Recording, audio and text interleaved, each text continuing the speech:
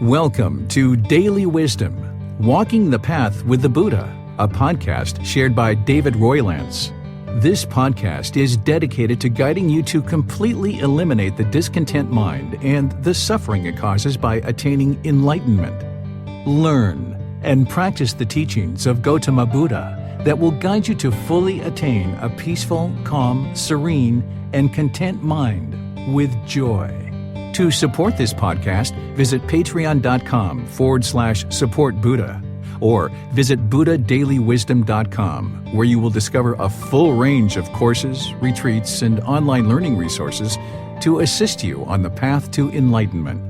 Now, here's our teacher to share more.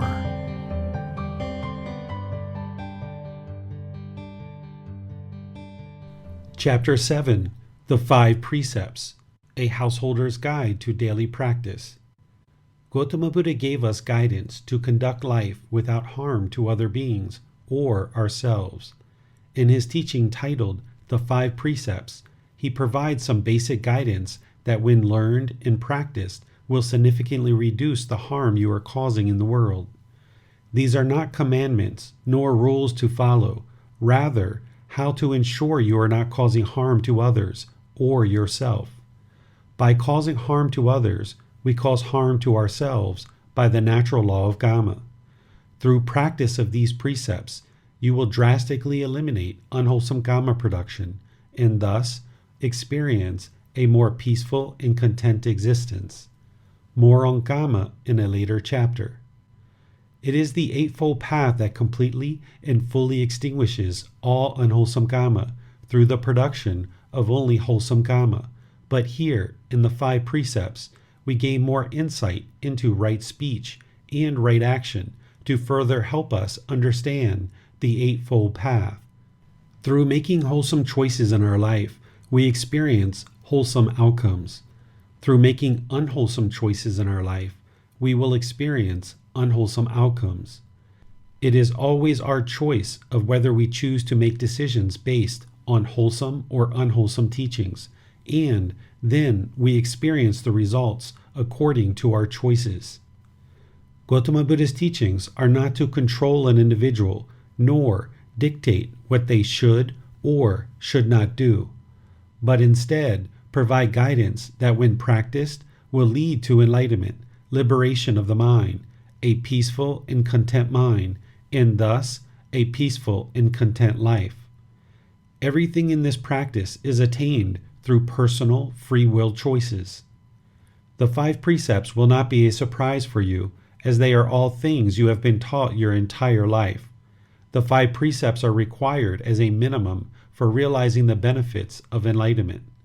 You can gradually train the mind towards practicing these teachings more closely each day, rather than feel that you need to make multiple drastic changes at one time. If you have in the past practiced these precepts, or are currently doing any of these now, good. If not, you can change or slowly modify your conduct to still seek enlightenment. The following is a translation of Gotama Buddha's teachings from the Pali Canon, the source of Gotama Buddha's teachings.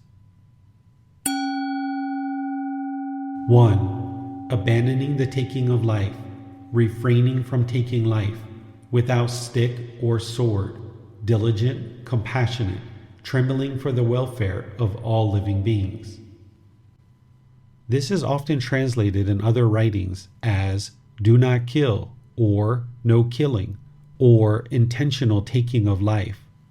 As you can see here in this direct translation, we get much more details directly from Gotama Buddha himself. The final conclusion is, do not intentionally kill another being, human or animal. We should have compassion for all beings. There are 3 components that are needed to create a living being: an egg, sperm, and a consciousness, i.e., a mind. If these things are present, there is a living being. Plants do not have a mind. While we may consider them as being alive in some respects, they are not living beings. Bacteria are not a living being because they do not originate from an egg, sperm, nor have a consciousness. This book series will share the 5 aggregates to help you understand what makes a being based on this important teaching. Euthanasia of a human or animal, termination of pregnancy, suicide, assisted suicide, capital punishment, attacking in war, or any government-sponsored killing are all intentional killing of another being. A person who is seeking enlightenment or has attained enlightenment would not participate in intentions, speech, nor actions of these events. If you have conducted these actions in the past, that does not preclude you from pursuing and attaining enlightenment. Putting the past behind us is important. Focus on the present moment to eliminate these actions. Not being able to afford medical care to extend the life of a being that, if care is not administered, would die, is not an intentional killing of that being. This is death that occurs by karma, in that medical care could not be provided to extend the life of a dying being. There was no intentional action to kill the being, and if the resources were available, the life of the being would have been saved. The being was not intentionally killed, but instead died due to lack of resources. In a perfect world, the resources would have been available, and the being would be saved. If insects land on you, blow them off, or take them off with a flick or swipe of the hand. If you unintentionally kill an insect or another being, you did not cause the intentional death of that being. This instead would be an accidental killing, and not the result of a deliberate intention and action to kill the being. This precept is helping a practitioner to cultivate loving kindness and compassion in the mind to eliminate any anger, hatred, or ill will. If the mind is making decisions through anger, hatred, or ill will, those unwholesome qualities are going to produce unwholesome decisions resulting in unwholesome outcomes. Notice, this precept is not preserve all life at all cost. That is not possible. So, what a practitioner is doing through learning and practicing this precept is training the mind to live compassionately with concern for the welfare of all living beings. Suicide. Craving is the fuel that causes rebirth. Craving or desire to end one's life is a craving for the extermination of life. Suicide will not resolve a person's discontent mind, as they will be reborn into a new existence with discontentedness and suffering continuing in the cycle of rebirth. They will most likely not be reborn back into the human realm and require many rebirths in other realms of existence to potentially once again obtain the human state for a new chance to attain enlightenment. It is possible to attain enlightenment during this life or at the time of natural death if one has eliminated craving, which includes extinguishing 100% of their unwholesome karma. If a person experiences 100% of their unwholesome karma in this human existence to experience natural death without craving for the extermination of life, they have the ability to attain enlightenment at death and escape the cycle of rebirth. If a person has craving to exterminate their life, they have not extinguished craving 100% and will be reborn. A person who works towards extinguishing all craving and experiences 100% of their unwholesome karma will not be reborn to experience life in a new existence. Avoiding natural death is a craving for the extermination of life and will continue the suffering of a person for countless more rebirths. Obtaining the human state is extremely rare and should not be wasted. A being who has a desire to end their life should learn and practice these teachings while in this current human form to attain enlightenment, which would eliminate the desire to end one's life through wholesome practices that train the mind.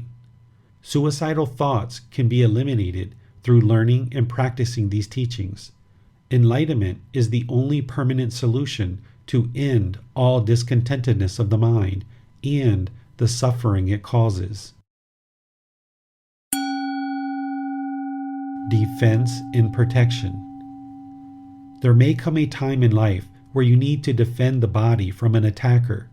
Should you find the body in this situation, it is understandable if the decision is to defend against bodily harm in that immediate moment to protect the body or the safety of those around you. However, keep in mind that there are many choices and decisions that can be made each day to ensure we do not find ourselves in a situation where the body is attacked. Having a well-developed mind and purity of mind is your first line of defense and protects the body from negative events and experiences, i.e., unwholesome karma.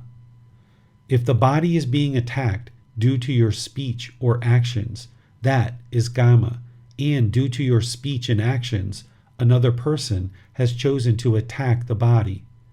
To avoid this, practice the Eightfold Path as your life practice to extinguish all unwholesome karma production. If you find yourself in an unprovoked attack and you can get away to avoid the situation, you should. A person with no ego would have no interest to stand and fight for the sake of fighting, but instead would prioritize safety of the physical body to continue life over the protection of the ego. However, removing the body from the situation is not always possible. If you need to defend the body in that immediate moment to be safe, you can. If there is a way for you to defend against bodily harm without killing the attacker, that would be best, but not always possible. Defend the body with as little harm to another being as possible while ensuring the body is safe and protected. Do not prolong the defense and only apply as much force as required to provide for your immediate safety and the safety of those around you. Consuming animal products, vegan. Gotama Buddha was supposedly asked about whether it is important for the ordained practitioners to be vegan during his lifetime. It is rumored that his reply was in the line of, the intentional killing or action of killing of an animal is done by another being, and that person is producing the unwholesome karma. Gotama Buddha explained how as an ascetic they must accept whatever is given to them and not show a preference. Gotama Buddha did include in his Eightfold Path the wrong livelihoods of business and living beings and business and meat. So he understood the massive amount of unwholesome karma produced through these activities, which we are currently seeing the results of today.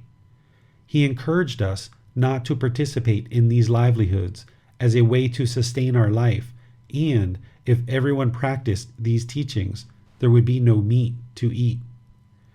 You can also see in his very first precept, his teachings are that we should practice abandoning the taking of life, refraining from taking life, without stick or sword, diligent, compassionate, trembling for the welfare of all living beings. Gotama Buddha taught that no one should kill a living being, as this produces unwholesome karma. Any harm caused will be returned to us through the natural law of karma. There are no contradictions in Gotama Buddha's teachings. Based on his central teachings and guidance, we should practice right livelihood by not having business in living beings and business in meats. One should practice the first precept of not killing living beings, living compassionately and concerned for their welfare. A practitioner should also practice the second precept of not stealing, as taking a life for the consumption of meat or use of animal products is stealing. The being did not give permission for use of its flesh or other parts of its body. So, to take what is not given would be harmful to that being and thus harmful to you. Gotama Buddha taught to have loving kindness and compassion for all beings. How could one practice loving kindness and compassion for all beings while eating another being. We can understand that the rumor shared in some Buddhist communities that eating meat does not cause any unwholesome karma is untrue, and it can be considered just a rumor. Gotama Buddha understood the effects of killing living beings and the harm it would cause for those living beings, and thus that harm would be returned to us as we are witnessing today. Someone that is practicing these teachings and may be interested to practice them very closely will choose to be a vegetarian or vegan to progress towards enlightenment. Being vegan will provide the mind more clarity, as the body will be free of the harmful drugs, hormones, toxins, and emotions of the animal found in the flesh of an animal and animal byproducts. There is unwholesome karma associated with eating animal products, and that is returned to you through the unwholesome animal products, which is loaded with drugs, toxins, and emotions of fear the animal experienced at the time of death.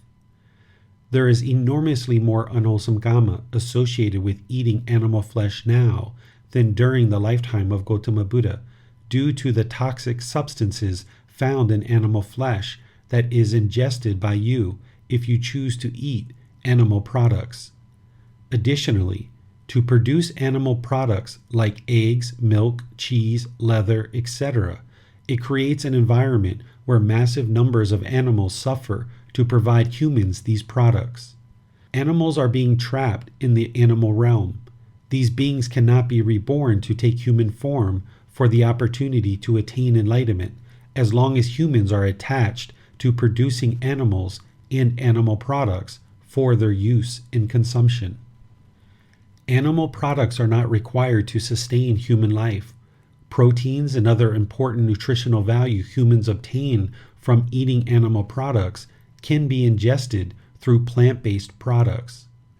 Viewing food as merely a substance that is needed to sustain the body can help to eliminate the attachment to wanting to taste flavors of certain foods. Instead, view food as just a requirement to sustain life, rather than something that you want to please the tongue through certain flavors, although there are plenty of foods you can enjoy that are plant-based foods. What we ingest into the body is to nourish and sustain the body, not to please the mind. Eliminating the attachment to the sensual pleasure of the tongue can help you gradually eliminate the craving, desire, attachment to animal products. By not eating animal products, you can find joy in knowing that your eating habits are not causing harm to another being, and you will benefit from the healthy effects of a plant-based food supply. A practitioner may need to investigate using a B12 supplement as part of moving to a plant-based food supply. There are only a limited number of plants that have B12, and this vitamin is needed by the human body. The important teaching here is do not intentionally kill another being while having compassion for all living beings.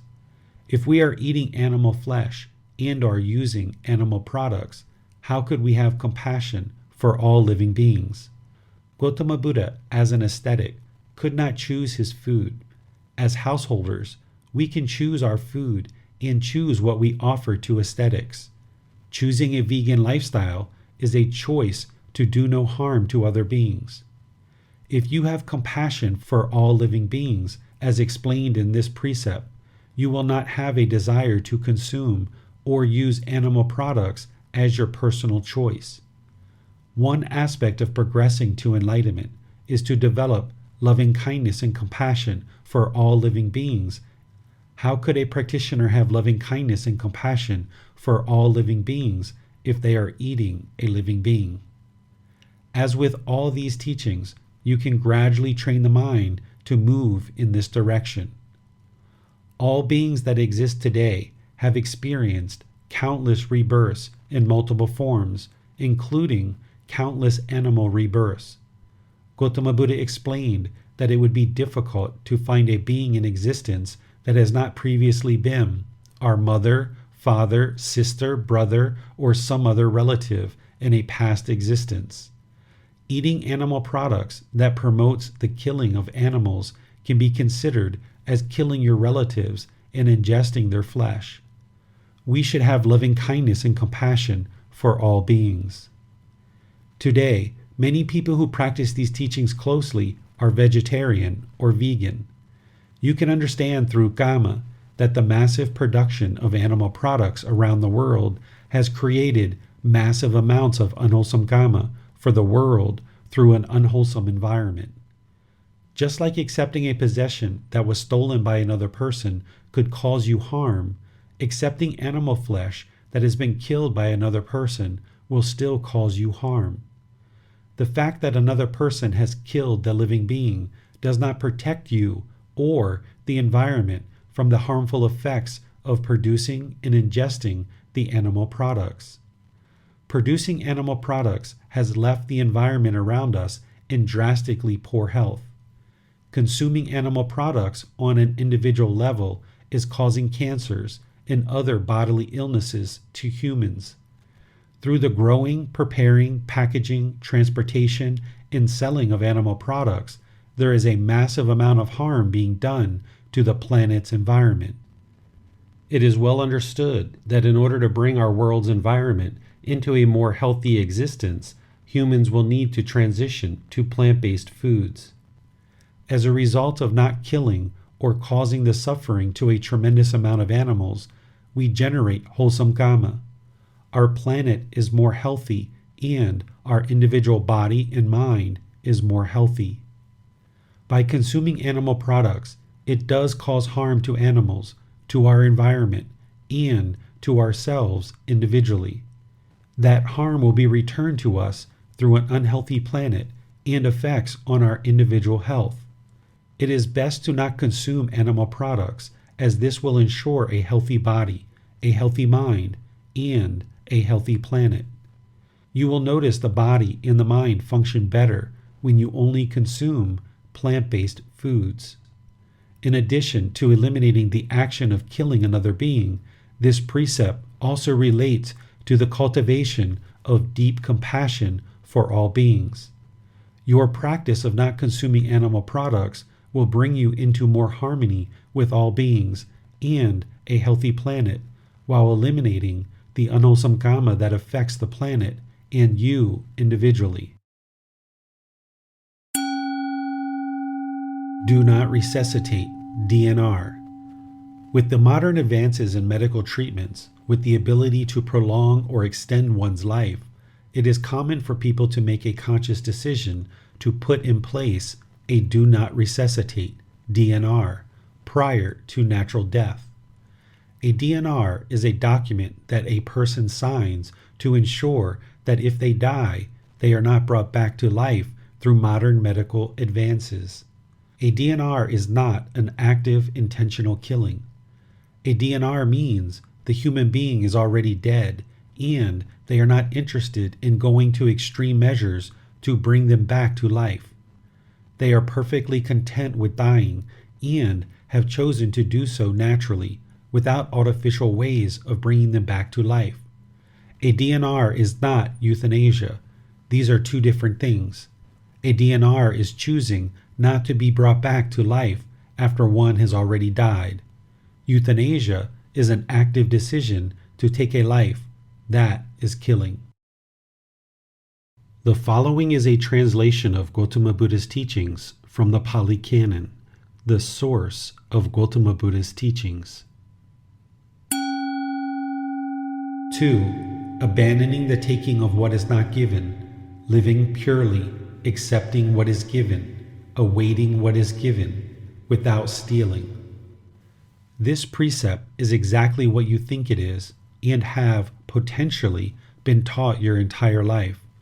Do not steal or take what does not belong to you.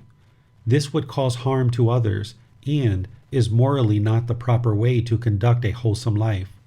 Stealing will cause harm to others, which will cause harm to us, and means there is still craving and desire. Accepting what is given.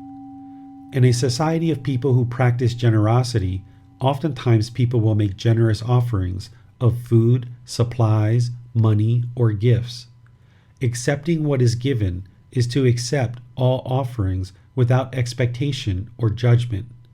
By accepting an offering made by others, we are not blocking the wholesome intentions of another being while being open to allow all people to practice generosity.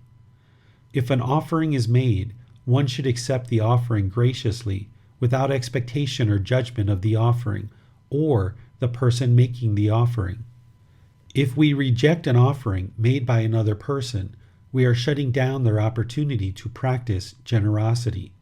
This will harm their wholesome practice of generosity and harm your relationship with that person. If you block someone from making an offering to you by not accepting what they offer, there is a good chance they will experience painful feelings associating that with you, rather than their own craving, desire, attachment, and then choose to no longer make you offerings or perhaps distance themselves from you entirely by ending the relationship. If someone offers you something that you know you will not use, it is fine to accept the offering and then at some point, through practicing generosity, give this item to someone else. Eventually, the item will find a home with someone who can use the item. In the meantime, the item has gone through multiple hands of individuals who benefited from practicing generosity and ultimately ended up with someone who could truly use the item. Rather than the item going to waste in your possession as the mind just holds on, thinking that you cannot let go of this item through giving it to someone else, giving the item to someone else means that it can be put to good use and used for beneficial purposes. There is no harm in giving away items that have been given to you. The person who gave you the gift should have done so out of the kindness of their heart, without any expectations of what you will or will not do with the gift.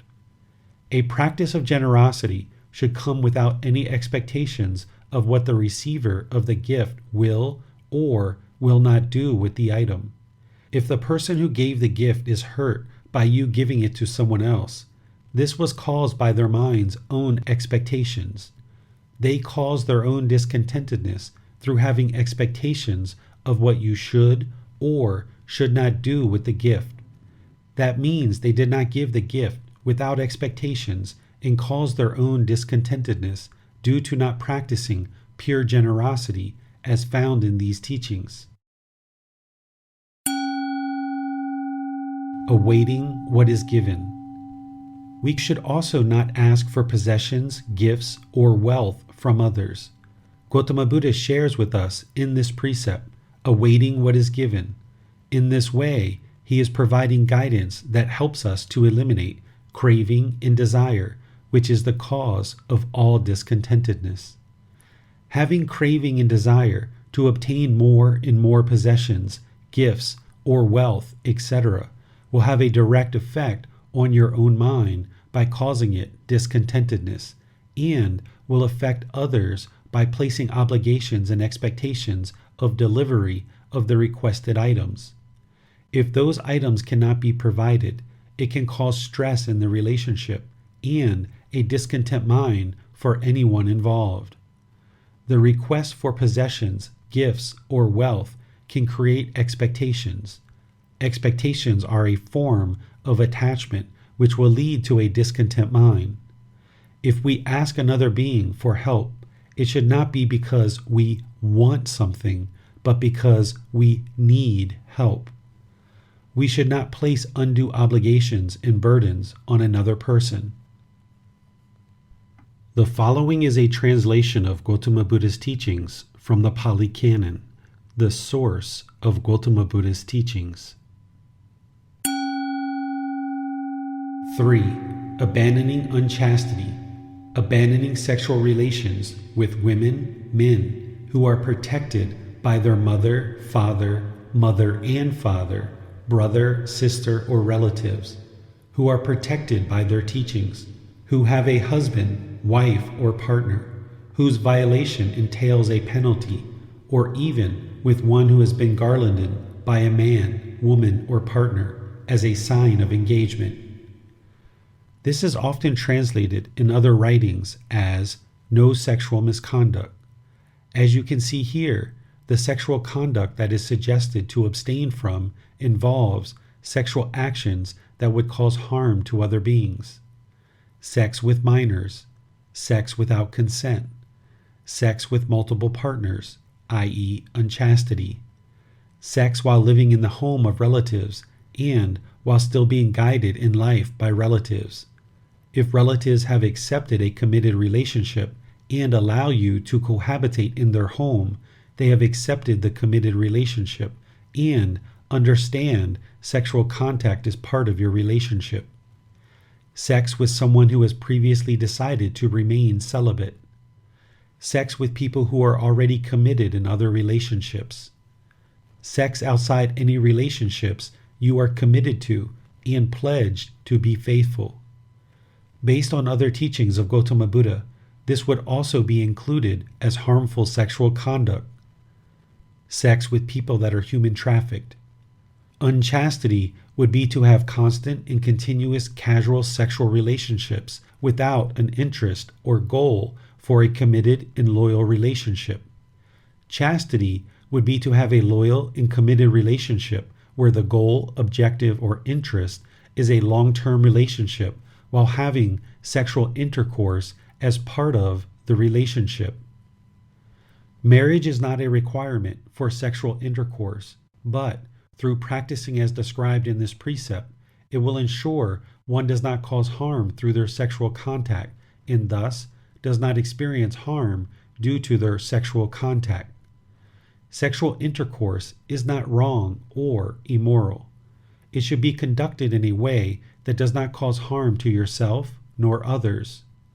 You can enjoy sexual contact and attain the first two stages of enlightenment. This would require you to participate in sexual contact without extensive craving, desire, attachment, having sexual contact in a committed relationship.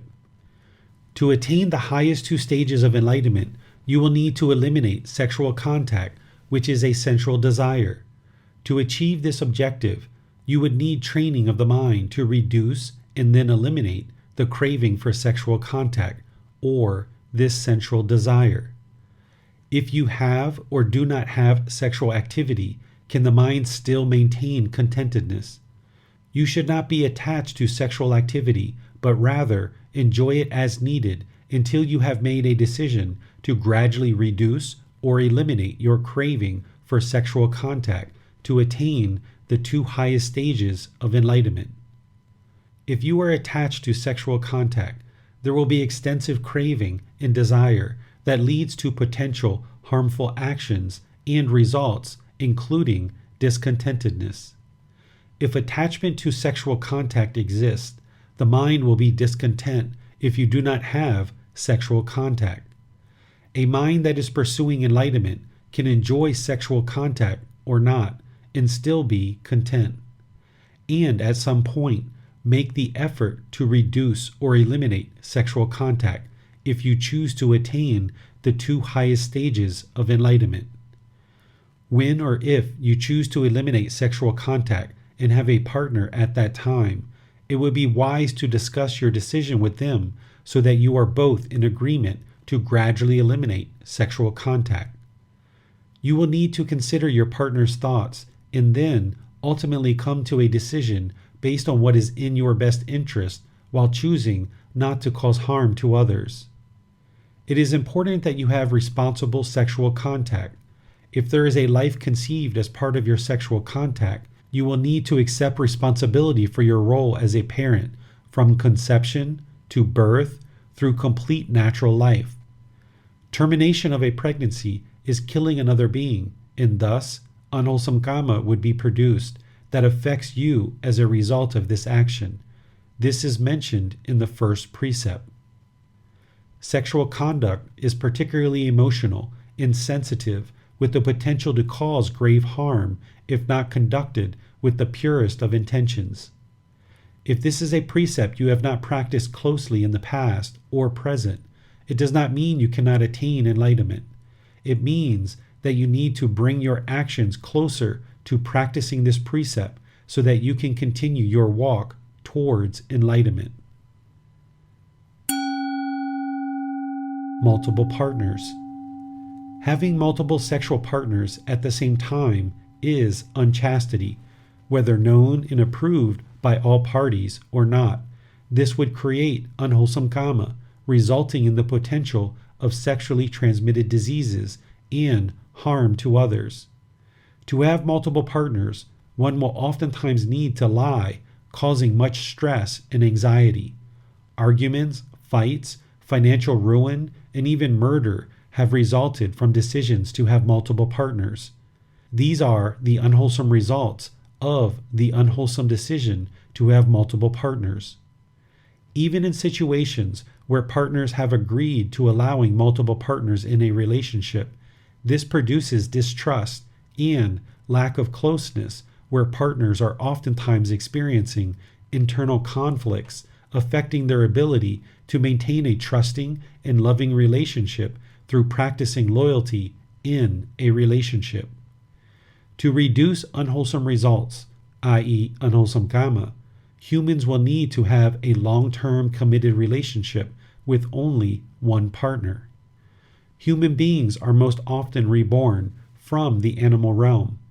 Our craving desire to have multiple partners is a behavior that comes from our countless animal existences and the ego. The path to enlightenment is a path to becoming more and more human. Choosing to have trusting, loving, and loyal relationships will produce the best results in this human existence, and a practitioner may need to actively train their mind to develop their life practice towards seeing this as beneficial to their life and peace of mind. Paid sexual services. There is significant dilemma in having a temporary sexual relationship that requires payment. There is unwholesome kama associated with paid sexual services due to several aspects in nature of the temporary relationship. As Gotama Buddha explains, humans need to abandon unchastity.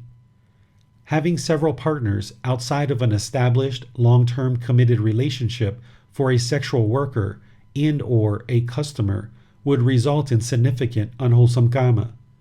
You should not pay for sexual services nor offer sexual services for payment, as there is unwholesome kama associated with this temporary sexual relationship for the customer and sexual worker.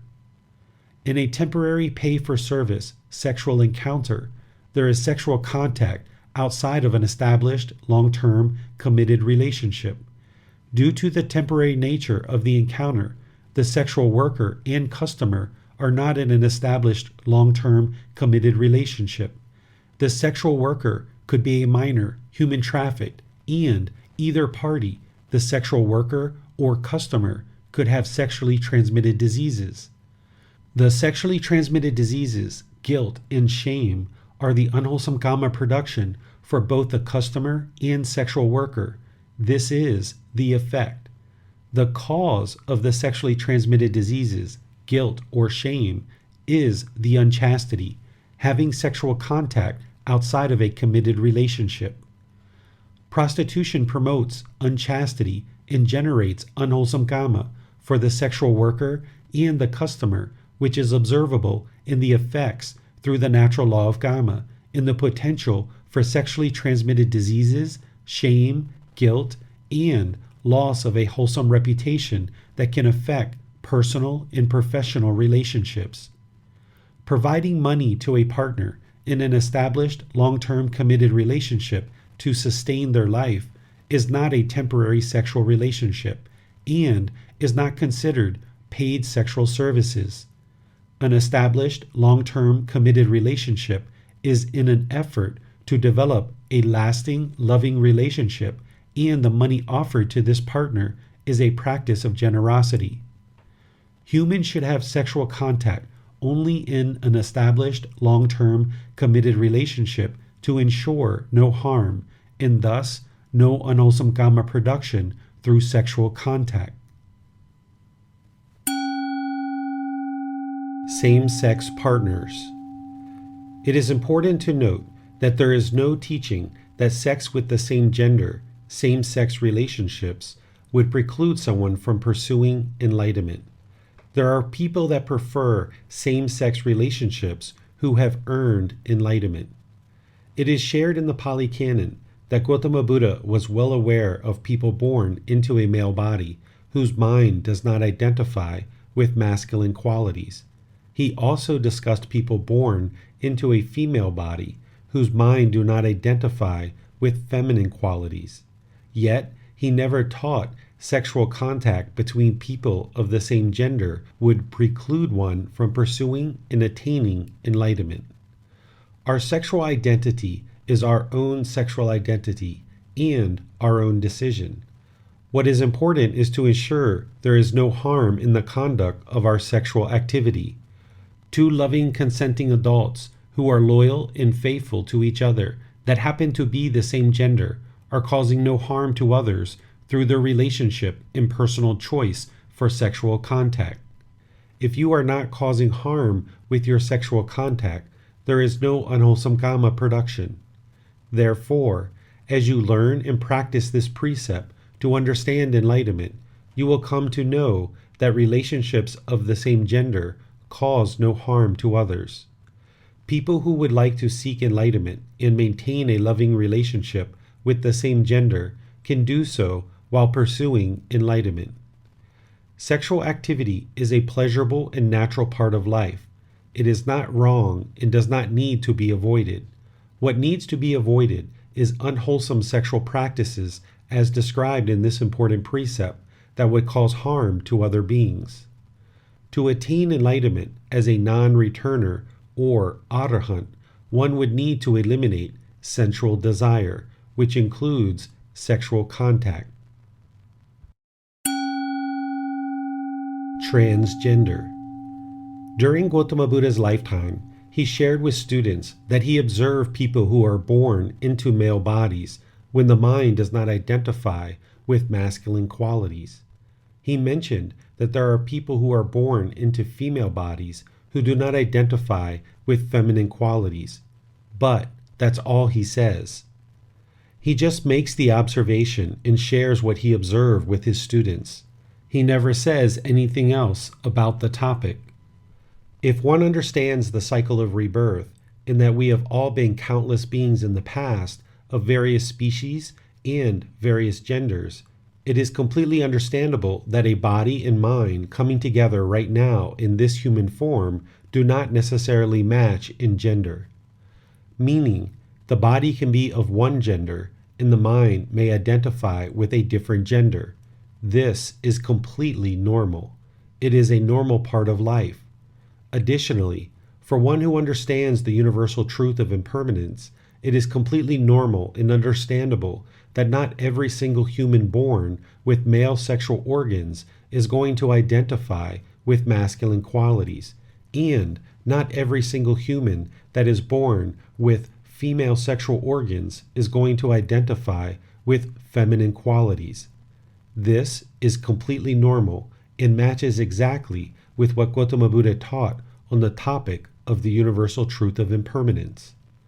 Gotama Buddha had nothing to teach on this topic other than to make the observation and share that observation because it is completely normal.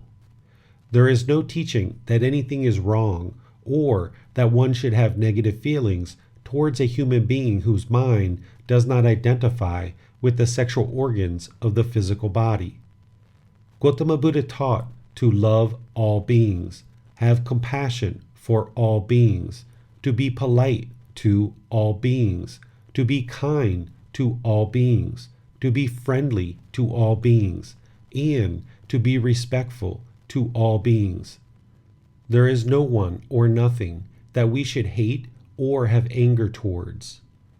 Those whose mind and body do not identify with the same gender, those who prefer same-gender relationships, those who prefer opposite-gender relationships, and those who prefer no life partner at all are all the same, completely normal.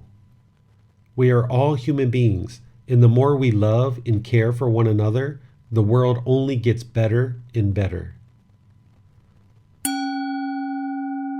Masturbation.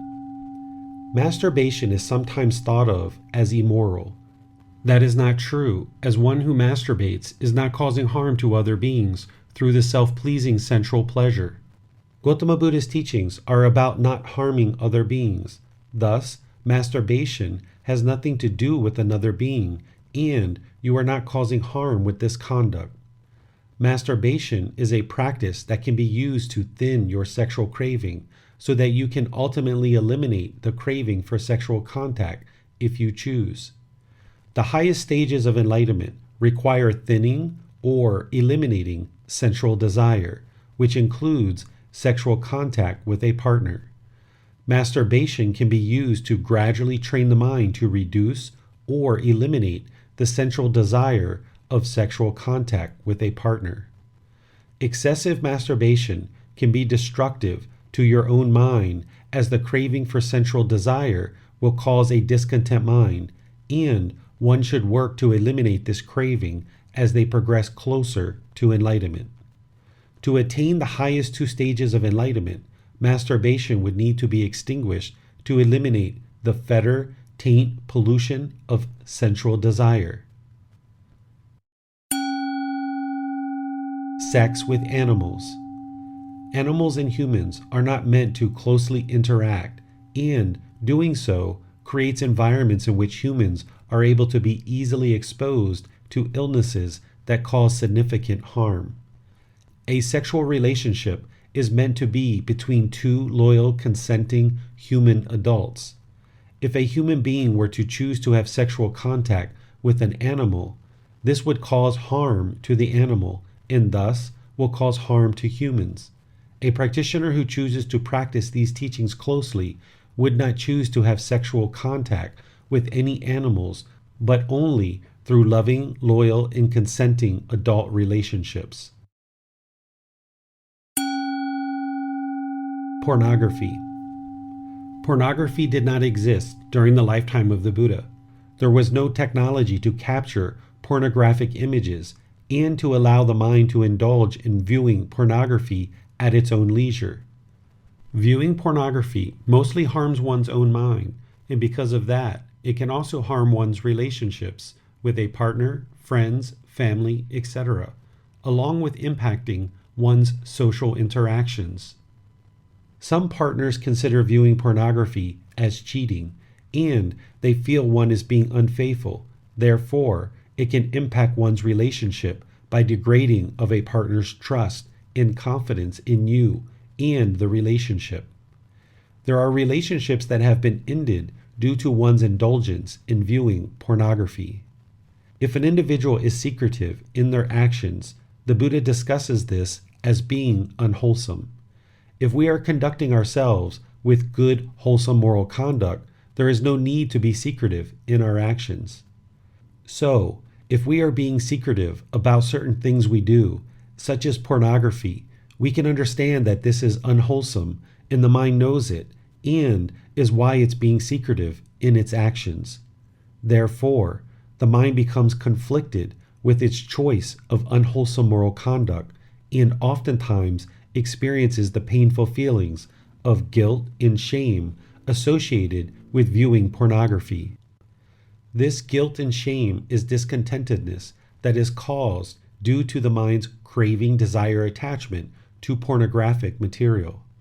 Additionally, there can be challenges for an individual who is addicted to pornography in that they will find it difficult to relate to others in wholesome ways, becoming socially awkward with anxiety in social settings.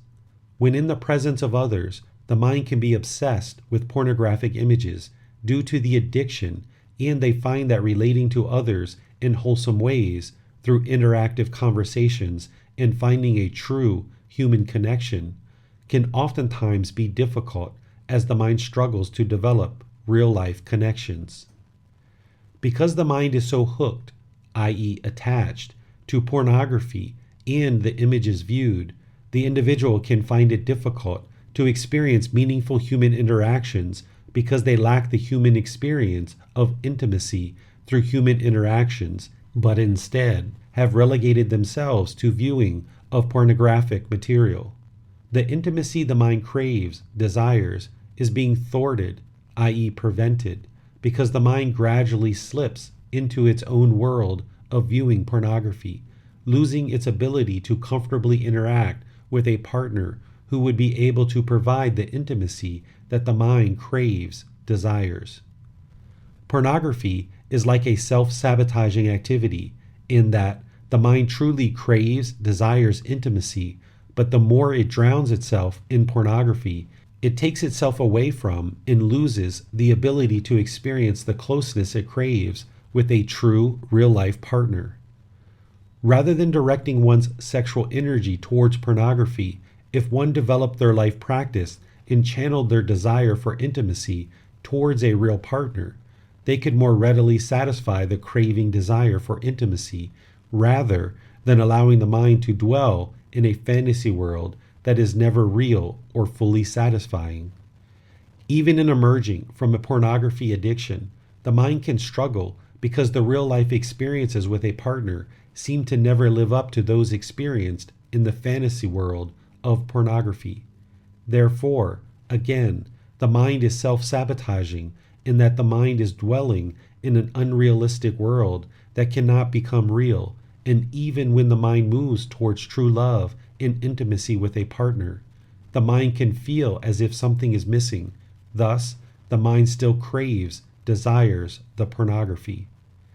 It's like a downward spiral that can only be resolved through the elimination of craving, desire, attachment to pornography, such that the mind can let go of pornography, seeing it as part of the problem, not the solution to its lack of intimacy.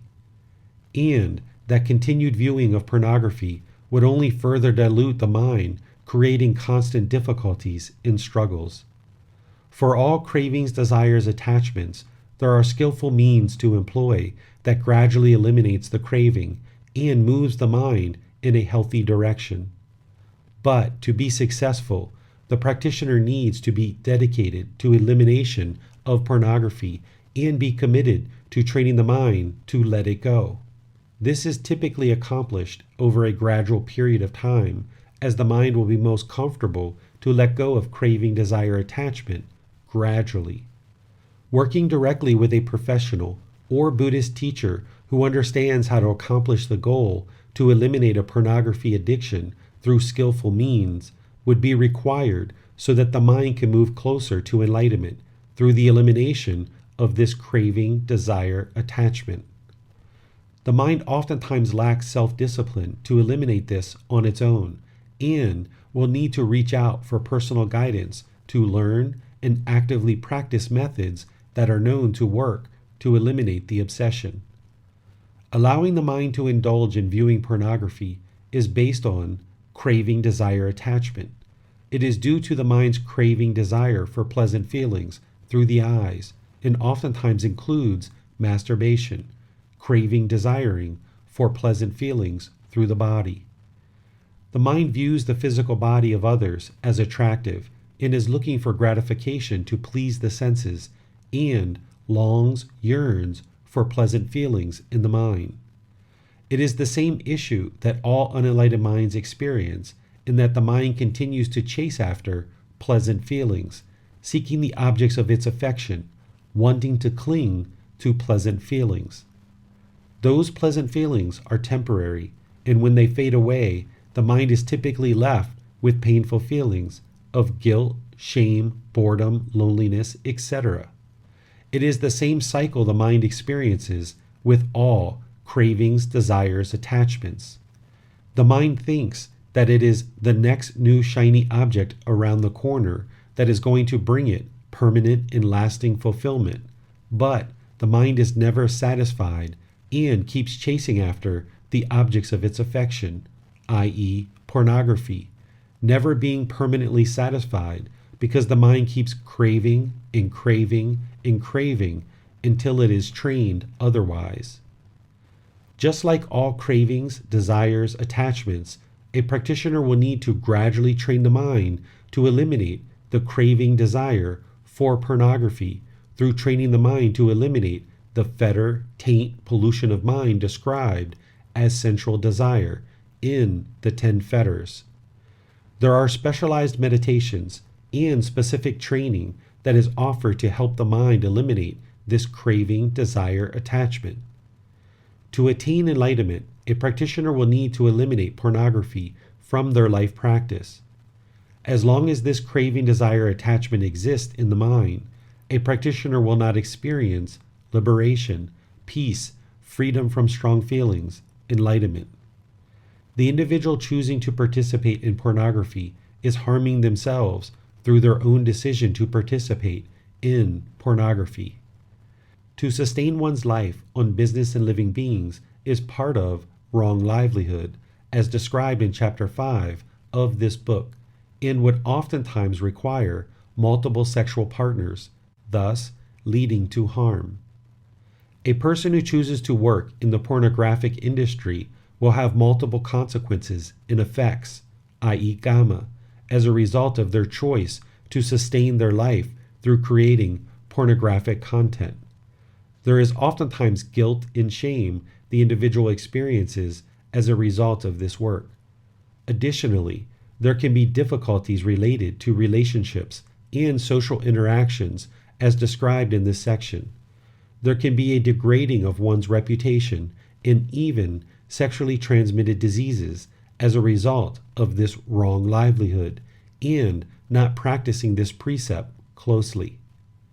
The choice for an individual to view the pornographic material is providing the financial support and other means for this harm to occur, but that is not a direct harm. If the individual did not choose to participate in the pornographic industry, they would not receive the harm. So, it is the individual's choice to participate in the pornographic industry that creates the direct harm. The harm caused by the customer viewer is more of an indirect harm, but that would not occur for the other individual if they had not chosen to participate in the pornography profession as their livelihood. It is the individual's choice to base their livelihood on pornography that is causing them harm, and it is the viewer's choice to view pornography that is causing them harm. The following is a translation of Gotama Buddha's teachings from the Pali Canon, the source of Gotama Buddha's teachings. 4. Abandoning false speech, refraining from false speech, a truth speaker, one to be relied on, trustworthy, dependable, not a deceiver of the world. This is often translated as do not lie. That is correct, and most of us have been taught this our entire life. There is further and deeper meaning here in this precept.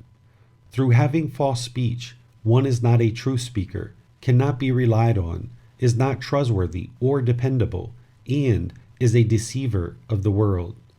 Through practicing only speaking the truth, one is a true speaker, one to be relied on, trustworthy, dependable, and well received in the world. Not only is it wise to speak the truth in terms of not telling a deliberate lie, but also it is important to verify the accuracy so that all you share through communication is 100% true.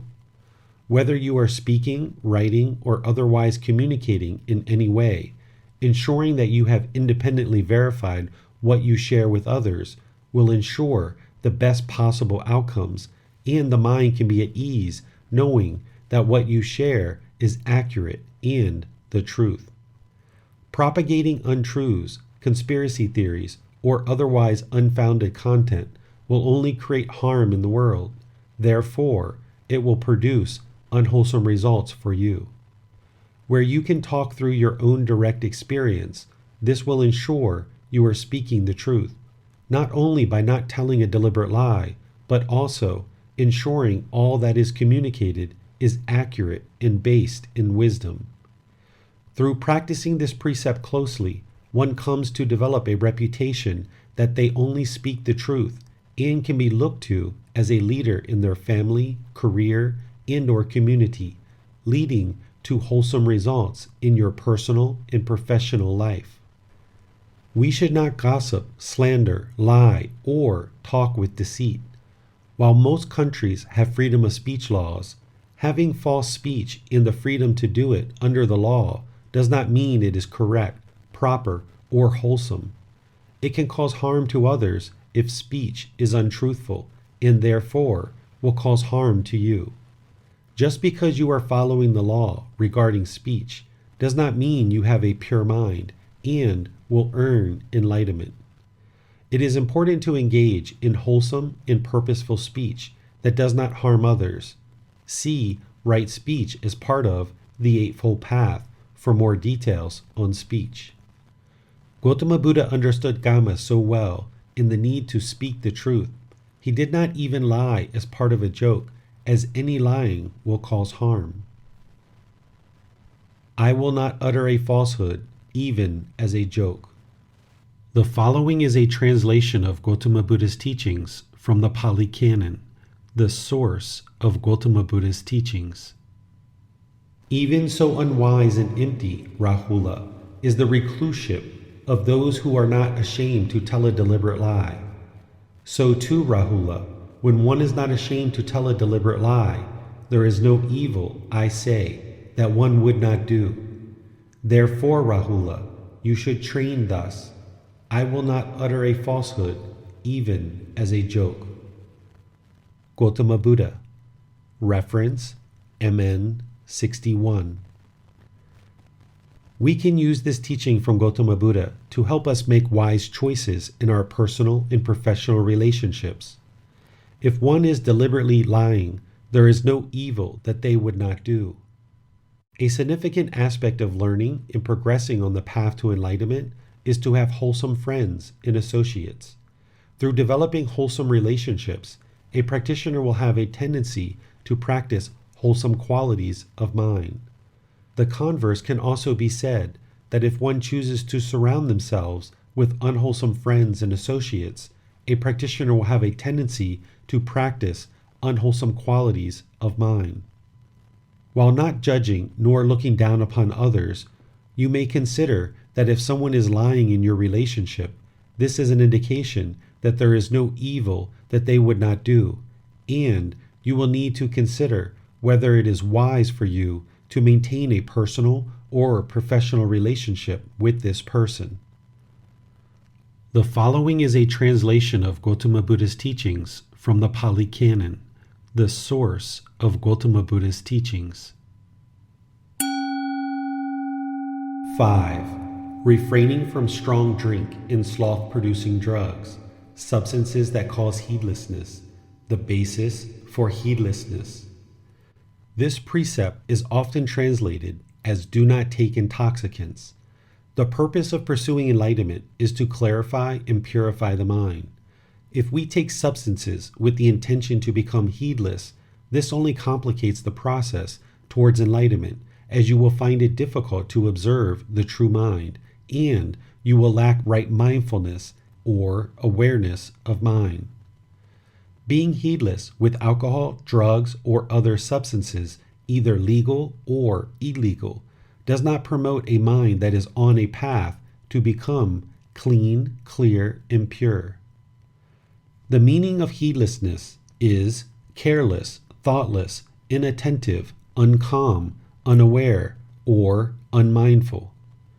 If one chooses to become heedless, they are more likely to not practice the other 4 precepts and all the other teachings that are needed to experience enlightenment. This means that when one is heedless, they are more likely to kill, steal, commit sexual misconduct, or have false speech, causing untold amounts of unwholesome karma.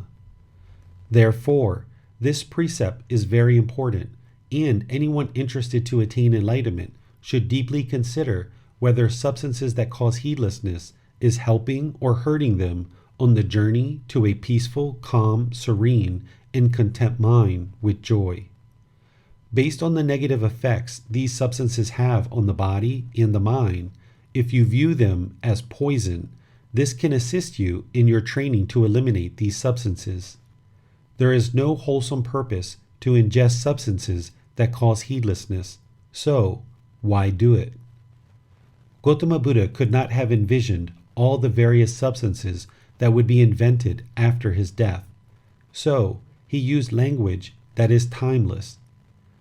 With the understanding that the goal is to purify the mind, developing awareness of mind, and that substances that cause heedlessness would detract from this goal, one could easily apply this precept 2,500 years ago, now, or 10,000 years from now.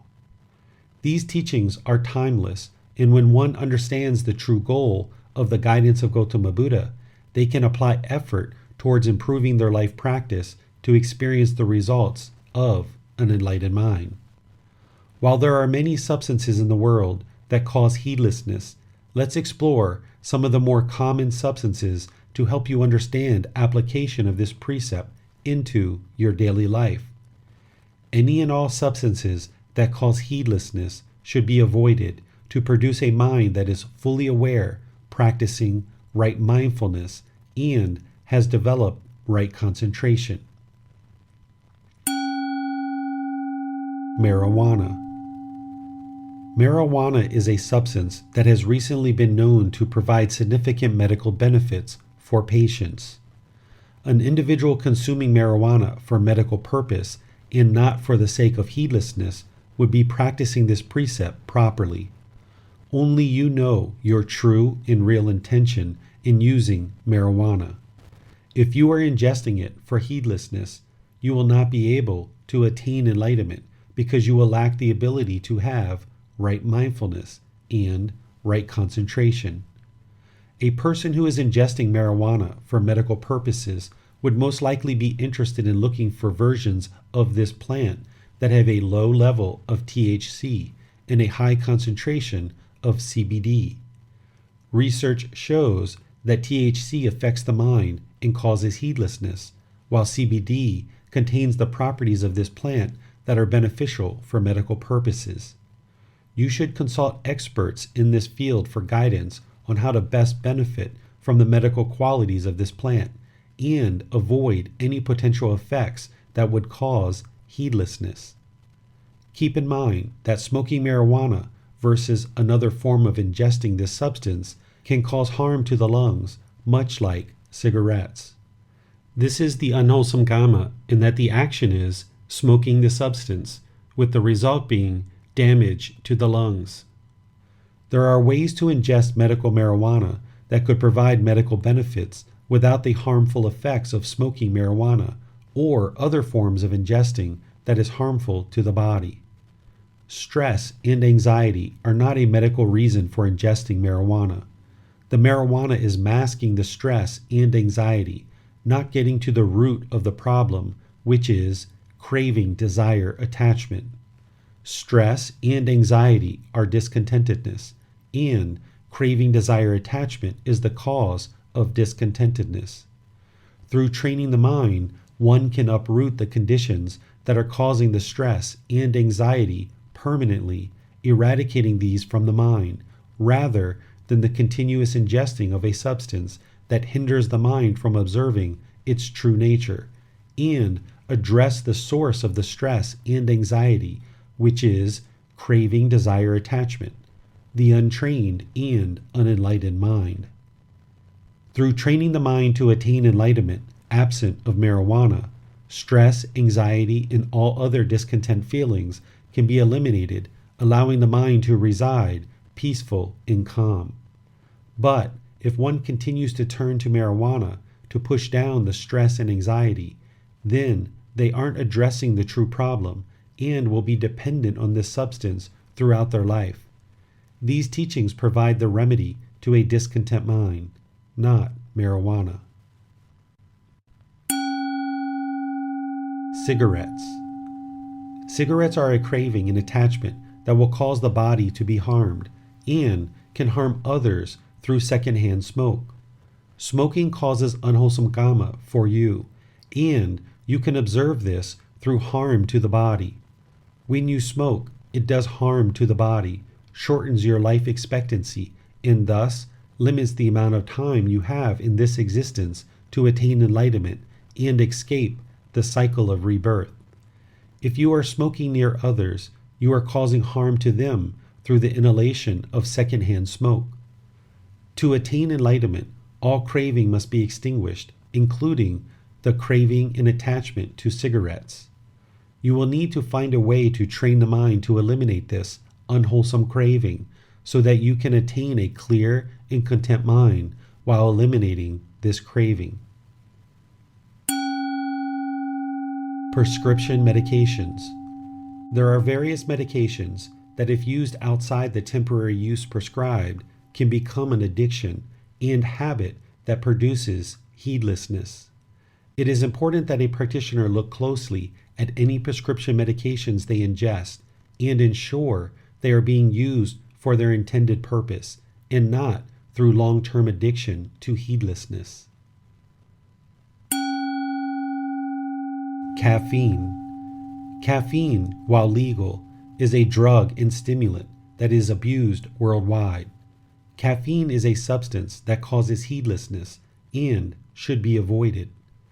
This drug contributes to anxiety, depression, loneliness, boredom, and other unwelcomed emotions that affects the ability to practice right mindfulness and right concentration to attain enlightenment. Let me explain. When one ingests caffeine, it provides a stimulant that produces excitement, energy, and pleasant feelings. It also helps to speed up the mind and oftentimes contributes to racing thoughts and emotions. Anxiety and rapid thoughts will usually follow the ingesting of caffeine. The more caffeine ingested, the more noticeable the effects. While one might say that is the desired effect, the condition of the mind can become so intense it is hard to focus and have right mindfulness or right concentration. As the effects of the caffeine start to diminish, just like with all drugs, there can be withdrawal symptoms that include headaches, limbs shaking, emptiness of mind, dry mouth, aggressiveness, and other conditions. The mind adapts to the pleasurable feelings of caffeine and will often crave this substance regularly, giving us the feeling that we can't conduct our daily activities without it. We become hooked or addicted, just like the potential with other drugs and stimulants. With repeated use, the mind becomes trained and reliant on this substance to get excited, awake, and have pleasurable feelings. Then, when we do not have caffeine in the body, we feel down or depressed, leaving us feeling more empty or lonely inside, feelings that are neither painful nor pleasant. This up and down of the emotions through use of caffeine can be mistaken as symptoms of bipolar disorder or other conditions, pleasurable feelings and painful feelings, or excitement and then lethargy. By purging this substance from the body, you can see that your real true emotions can be quite stable and calm. You do not need to rely on this substance or be attached to this substance, as you can feel more stable, experiencing the calmness and peacefulness that already exists inside the mind. You can eliminate caffeine if you currently drink sodas by moving to a soda or fruit drink that does not contain caffeine. If you are a coffee drinker, you can move to a tea with less caffeine or perhaps an herbal tea without any caffeine. Many decaffeinated coffees actually still have some caffeine, so those aren't always a wise choice. As you move away from coffee, the aroma of coffee can sometimes pull you back in. You will need to mentally manage this craving and desire for coffee and the effects of caffeine. You will need to train the mind to eliminate the craving to ingest caffeine to further liberate the mind from this attachment. The vast majority of coffee drinkers do not actually enjoy or like the taste of coffee. That's why we include milk, sugar, and other additives to our coffee to get rid of the bitter taste of completely black coffee. What we like is the sweet, milky flavor of sugar and milk with the effects of caffeine. If coffee drinkers actually like the taste of coffee, they would drink completely black coffee. Few people enjoy coffee this way, and when they do, they are still affected by caffeine, which can cause the mind to race with pleasurable feelings and then drop into painful feelings described as depression. You will do yourself a big service to eliminate caffeine from the body. As you do, allow the withdrawal symptoms of headaches, foggy mind, body shaking, and others to remind you that you are indeed detoxing from a drug.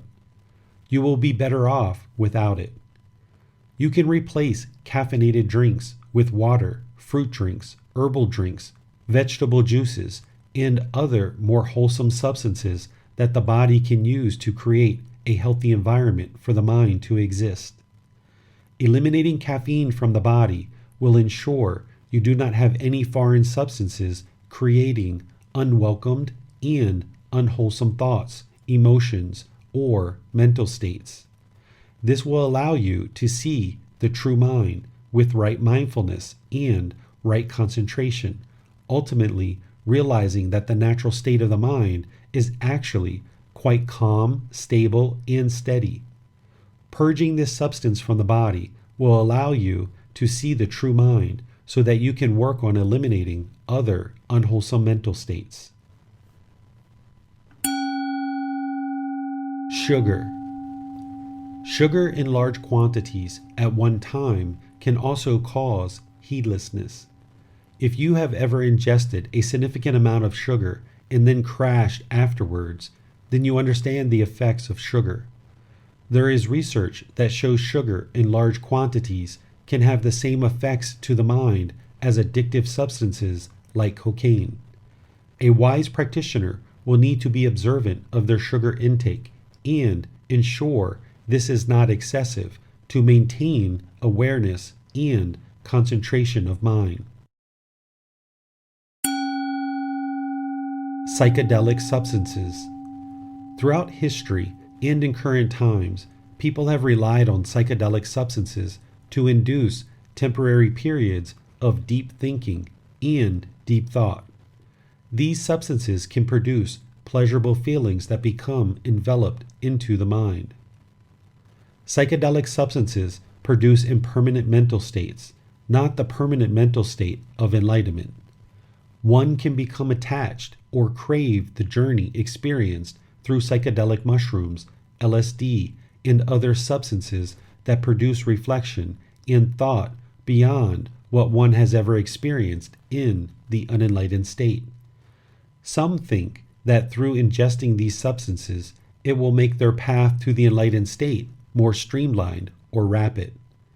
The mind will produce many reasons and rationale for the various habits and activities one decides to pursue as reasons to continue craving to avoid elimination of various aspects of one's life practice.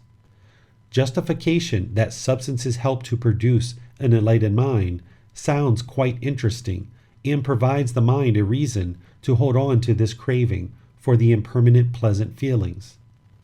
Through understanding and practice of these teachings, you can see how any craving leads to a discontent mind because the mind cannot maintain the mental state permanently.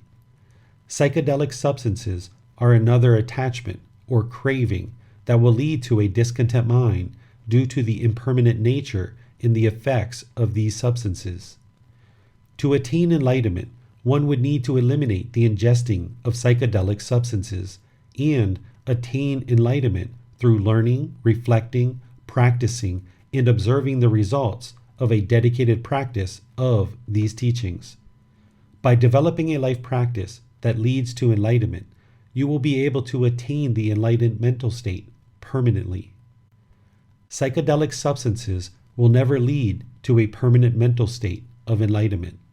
Experiencing enlightenment will far outweigh what one experiences with psychedelics, and enlightenment is a permanent mental state, while psychedelics are not. Psychedelics can be dangerous, and thus you can experience long-term effects from ingesting these substances, both physically and to your quality of life. There are no shortcuts or rapid paths to enlightenment.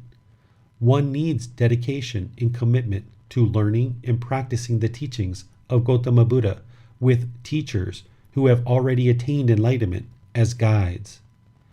It makes sense that in our modern society there are some who would convince themselves that there is a quick fix of the mind that involves ingesting a psychedelic substance to produce enlightenment. If the path to enlightenment was as simple as ingesting a certain substance, Gotama Buddha would not have needed to teach for 45 years. If attaining the enlightened mind was as easy as ingesting a psychedelic substance, then the entire world would already be enlightened, as this information would surely spread throughout the world for everyone to rapidly attain the permanent mental state of enlightenment. Enlightenment does not require any external substance or any external possession.